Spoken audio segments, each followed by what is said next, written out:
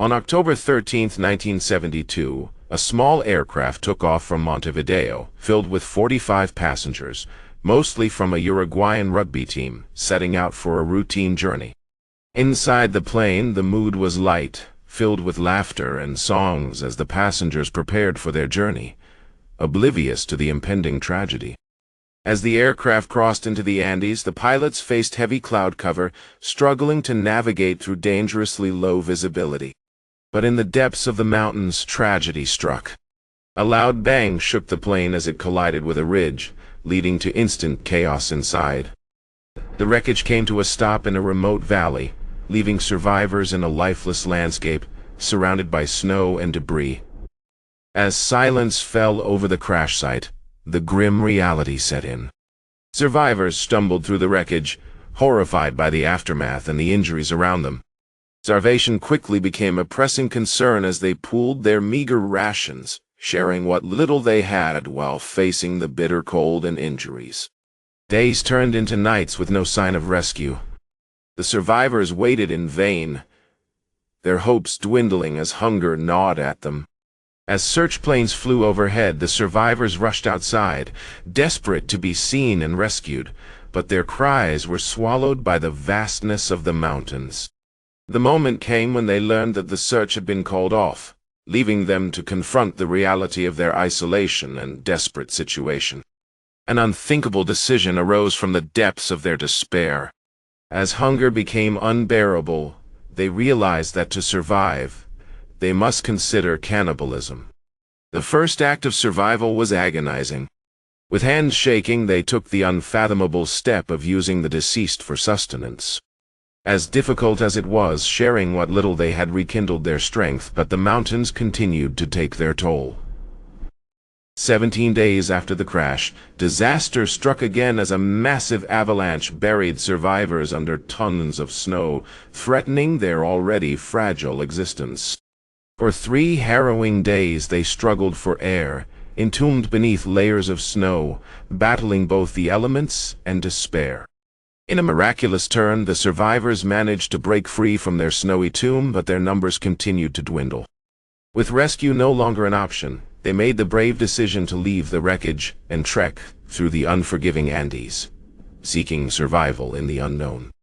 Parrado and Canessa took on the daunting challenge of preparing for their journey, crafting makeshift gear to withstand the bitter cold. With ice-cold determination, Parrado and Canessa began their trek upwards through the treacherous mountains, knowing every step was crucial. The rising storm forced them to battle not just the terrain but the fierce winds and freezing temperatures, threatening to thwart their escape. As they climbed, it became clear just how isolated they were, surrounded by the daunting expanse of the Andes that offered no respite. After days of grueling travel, they finally spotted signs of life, igniting a spark of hope amidst their desperation. With sheer joy, they realized they had reached a lower valley in Chile, a sight they hadn't seen in 72 days. Green was a symbol of hope. At last they spotted a shepherd and summoned every last bit of strength to shout for help, desperation pushing them forward. Parrado quickly crafted a message to the shepherd, hoping that their plight would finally reach those who could save them. The shepherd rode away, a symbol of hope as he raced to alert the authorities, potentially beginning their rescue. On December 22, 1972, helicopters finally reached the crash site, bringing a wave of relief to the remaining survivors after an agonizing wait. One by one, survivors were brought to safety, lifting the weight of 72 days in the Andes as hope flooded back into their lives. As the world learned of their story, reactions were mixed.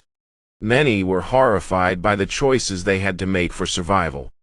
The survivors defended their choices, resulting in complex emotions among the families of the victims, many believing their loved ones would have wanted them to live. Today, memorials stand in the Andes, paying tribute to both the victims and survivors of one of the most harrowing survival stories in history. The survivors often reunite at the memorial, bonding over shared experiences and memories of those who did not return. The tragedy of Uruguayan Air Force Flight 571 remains a profound narrative on survival, forcing us to question the lengths one might go to in desperate circumstances. Their story continues to haunt the world, making us reflect on survival and the moral complexities that arise when life hangs in the balance.